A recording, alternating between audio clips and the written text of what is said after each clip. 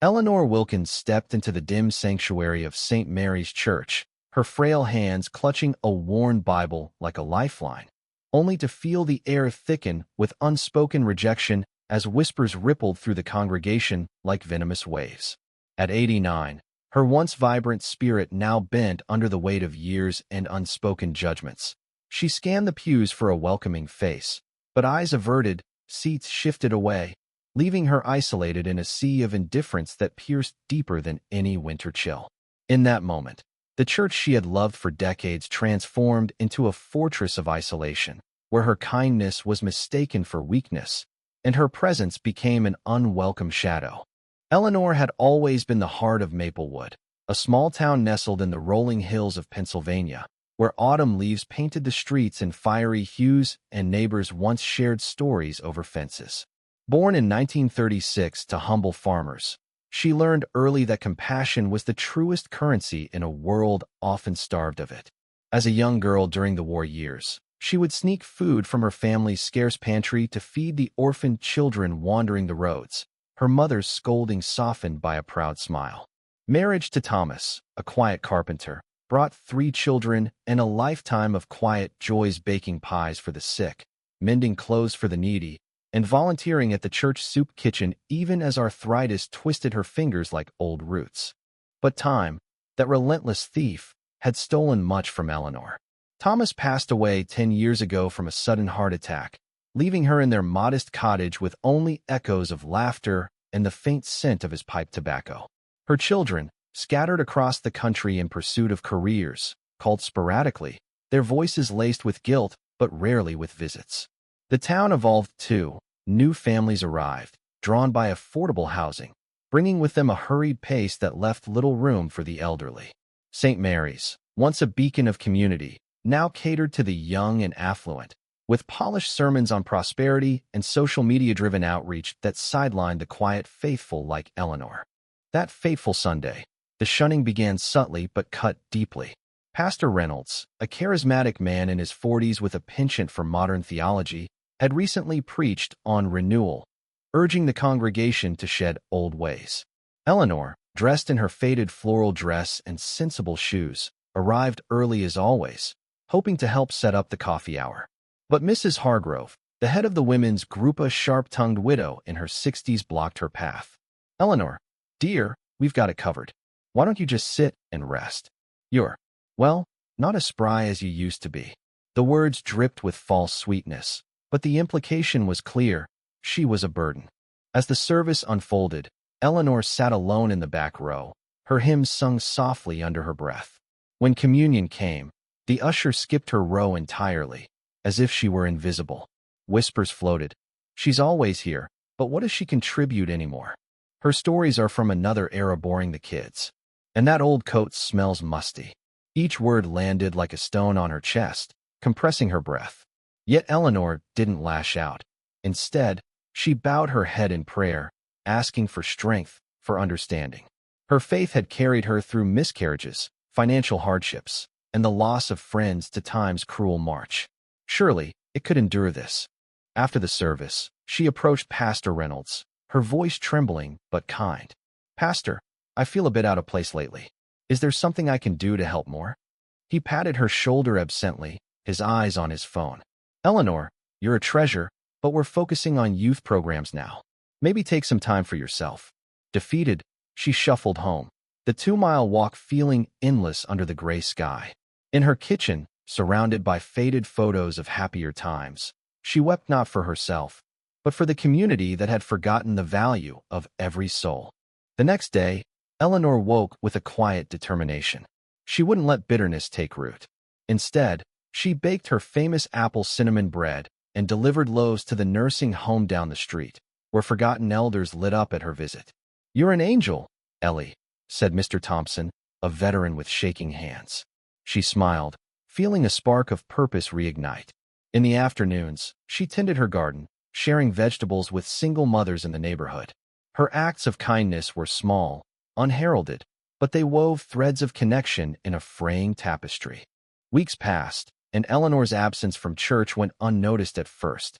But then, subtle ripples began. Mrs. Hargrove's grandson fell ill, and no one stepped up to bring meals until Eleanor appeared at her door with soup. No questions asked. "I heard about little Timmy," she said softly. Mrs. Hargrove stammered thanks, her cheeks flushing with shame. Similarly, when the pastor's car broke down, it was Eleanor who called her old mechanic friend to fix it for free. These gestures accumulated, silent testaments to her enduring spirit.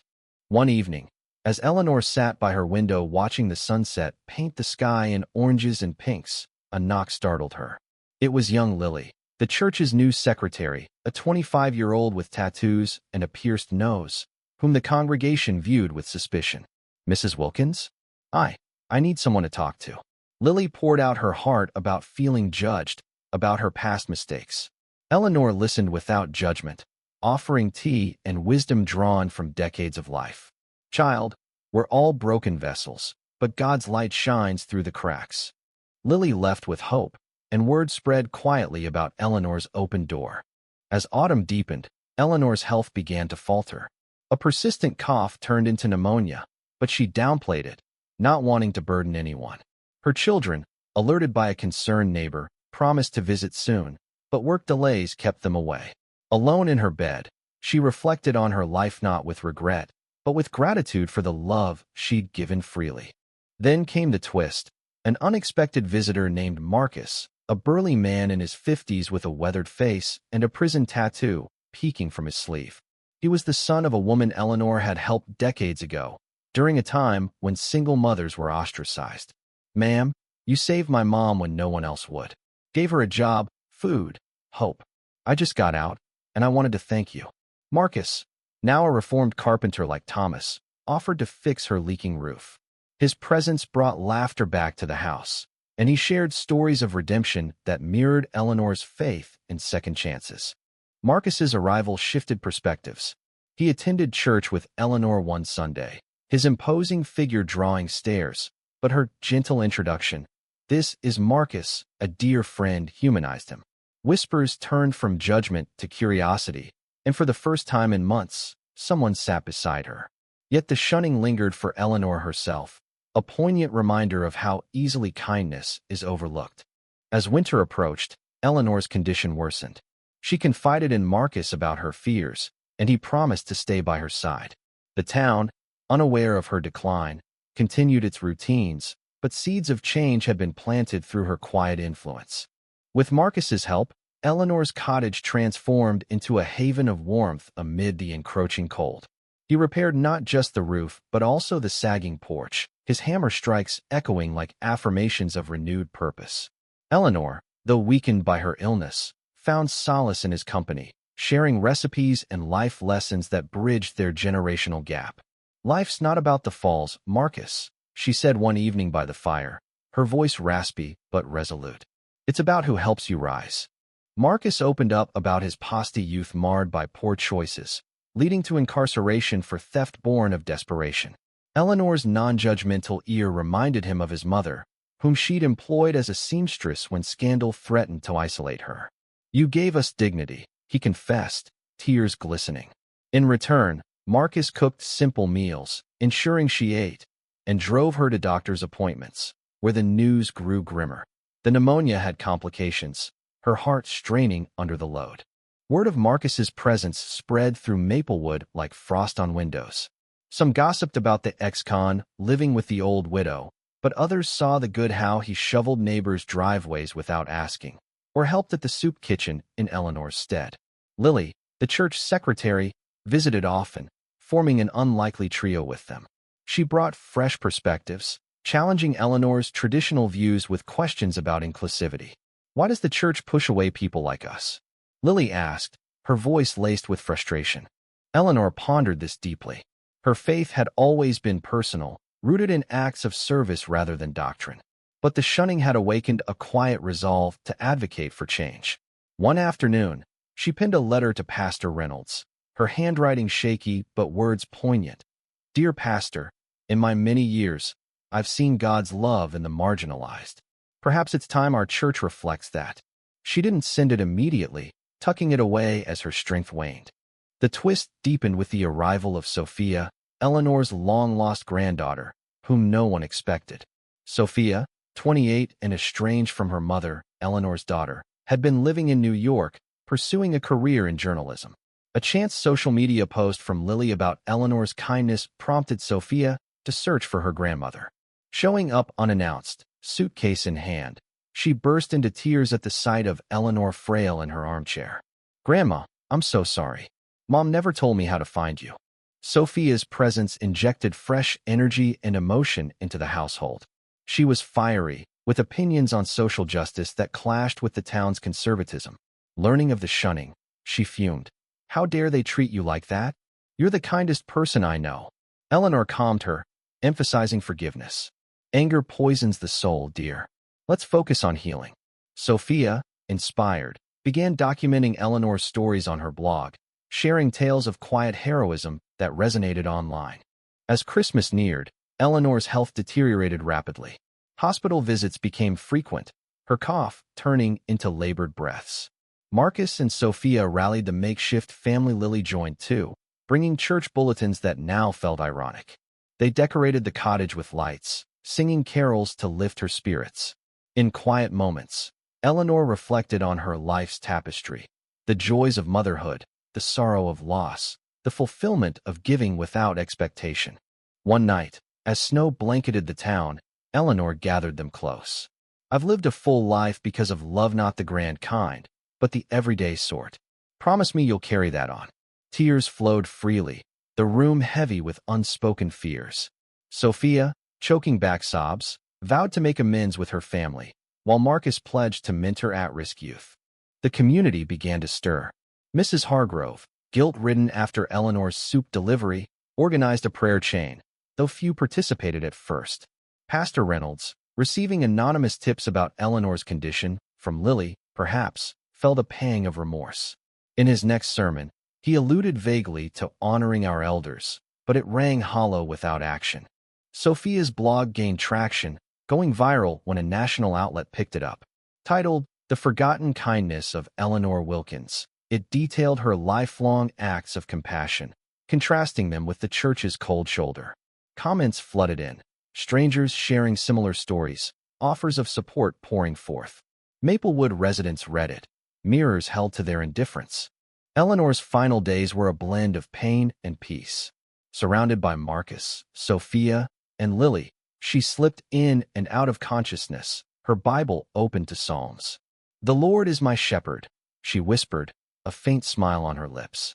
On a crisp December morning, she passed quietly, her hand in Sophia's, the room filled with a serene light filtering through frost-laced windows. News of her death spread swiftly, amplified by Sophia's updates. The town awoke to a collective grief, realizations dawning like the winter sun. "We shunned her, and she still loved us," one neighbor murmured. Pastor Reynolds, humbled, announced a memorial service for the following Sunday, urging all to attend. As preparations unfolded, stories emerged. How Eleanor had paid for a child's surgery anonymously, counseled grieving widows, even forgiven those who wronged her. Marcus shared at a town meeting how she'd redeemed his life indirectly. Sophia, channeling her grief into action, invited media, turning the event into a celebration of humanity. The church buzzed with activity, volunteers many who had ignored her now arranging flowers and programs. Mrs. Hargrove baked Eleanor's apple bread recipe, tears mixing with the dough. The pastor rewrote his eulogy multiple times, seeking words to capture her essence. In the wake of Eleanor's passing, Maplewood seemed to hold its breath, the snow-covered streets whispering regrets underfoot. Sophia, executor of her grandmother's modest will, discovered the unsent letter to Pastor Reynolds tucked in her Bible. Reading it aloud to Marcus and Lily, her voice broke.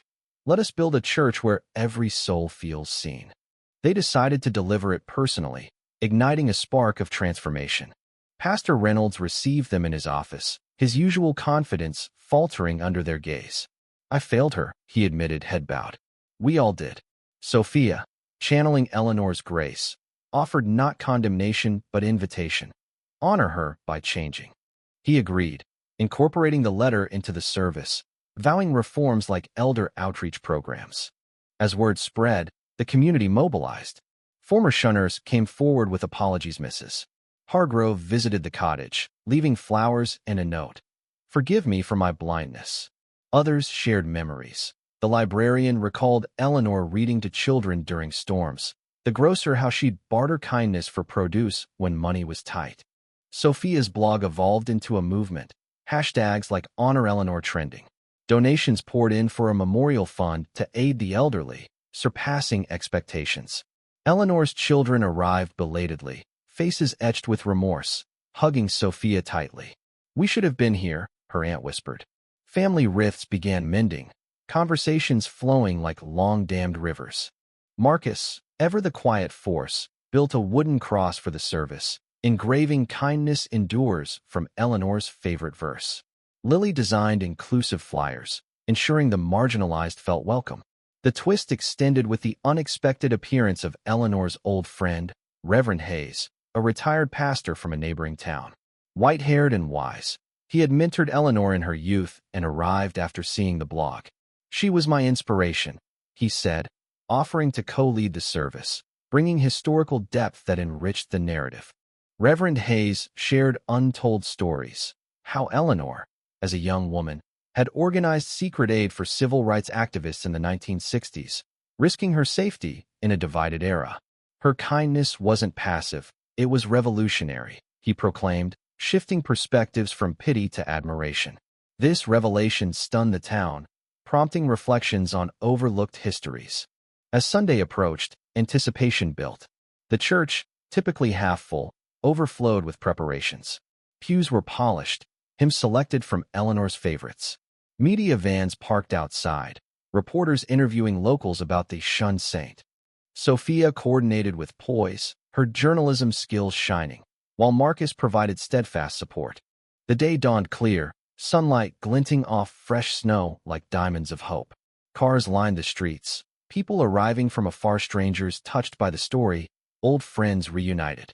The sanctuary filled beyond capacity, folding chairs added, even the balcony packed. Whispers now carried awe. She drew us together in death as she couldn't in life. The service began with a choir singing Amazing Grace, voices swelling with emotion. Pastor Reynolds opened, voice trembling.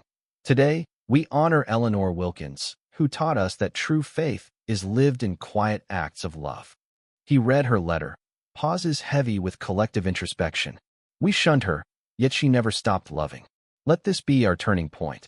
Reverend Hayes followed, weaving tales of Eleanor's youth with biblical parallels. Like the widow's mite, her contributions were small in eyes but vast in heaven. Sophia spoke next, tears streaming. Grandma saw the divine in everyone. Her legacy isn't in grand gestures, but in the hearts she mended. Marcus, unaccustomed to public speaking, shared simply. "She gave me a second chance. That's her gift. See potential where others see failure." Testimonies flowed. A young mother Eleanor had babysat for, now successful, a veteran she'd listened to through nightmares. Each story layered emotion, the air thick with catharsis. Lily closed with a poem she'd written, lines evoking Eleanor's gentle strength. As the service peaked, the congregation stood for a final hymn, voices united in harmony absent for years. Outside, a potluck followed. Eleanor's recipes revived, laughter mingling with tears. Bonds formed, the affluent chatting with the needy, youth respecting elders. In the days after, change took root. The church launched Eleanor's Circle, weekly gatherings for storytelling and support. Sophia stayed in Maplewood, turning the cottage into a community center. Marcus mentored youth, Lily advocated for inclusivity. Eleanor's children visited often, family healed. Yet the true miracle was internal, hearts softened, judgments dissolved. Maplewood became a testament to human redemption, proving one life of quiet kindness could ripple eternally. Reflecting on that packed Sunday, Pastor Reynolds often said, "She filled the church not with her presence, but with her absence, reminding us what we'd lost." Eleanor's story spread nationally, inspiring similar awakenings elsewhere. In quiet moments, Sophia visited her grave, whispering thanks.